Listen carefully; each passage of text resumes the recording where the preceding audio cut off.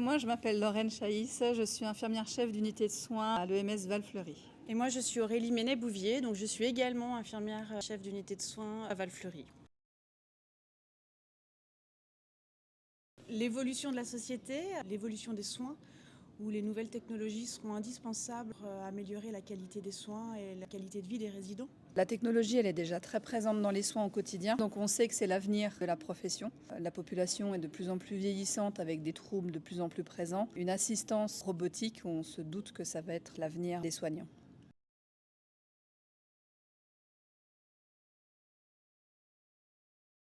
On a trouvé très intéressant l'exosquelette, notamment qui pourrait être déployé aussi à disposition des soignants pour limiter tout ce qui est des troubles musculo-squelettiques et limiter l'absentéisme, qui est vraiment un enjeu majeur par rapport au coût de la santé et puis par rapport à la prise en charge des soignants avec tout ce qu'une absence peut incomber comme difficulté sur la qualité des soins.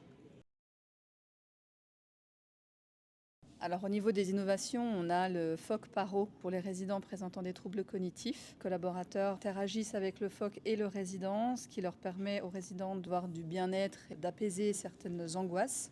On a aussi la réalité virtuelle qu'on utilise de façon très régulière avec le service d'animation pour nos résidents, pour leur permettre de voyager un petit peu, soit dans des endroits auxquels ils ne peuvent plus accéder, soit d'amener un petit peu de relaxation. On a eu des capteurs sommeil aussi pendant une bonne période qui nous permettaient d'analyser le sommeil des résidents. Ça nous permettait de voir les problématiques et de limiter un peu la médication pour la nuit, de comprendre les problématiques. On a aussi tout un aspect de prévention des chutes avec des systèmes de laser pour détecter le résident qui se met en mouvement, des capteurs au niveau des matelas pour quand le résident essaye de se lever.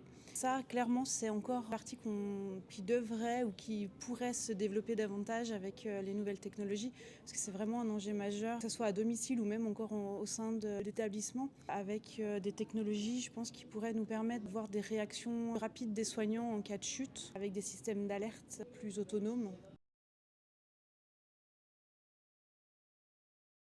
Les freins qu'on peut rencontrer pour développer ces technologies dans les EMS, une histoire de coût, clairement. Les EMS sont déjà très serrés au niveau des soins, aussi au niveau de la question de l'évolution des mentalités. On voit que tout changement pour les équipes de soins, c'est toujours un peu difficile à amener et à ancrer. Le changement fait peur. Les nouvelles technologies, encore quelque chose de pas vraiment ancré dans les mentalités. Donc tout est là l'enjeu, travailler là-dessus et de donner envie et motiver les équipes pour les faire avancer. La génération actuelle de résidents n'est pas encore prête à ce genre de technologie. Les générations futures sont beaucoup plus habituées à ce genre de technologie. On voit tout doucement arriver de plus en plus de tablettes, smartphones dans les EMS, chose qu'il n'y avait pas encore il y a peut-être 5 ou 6 ans.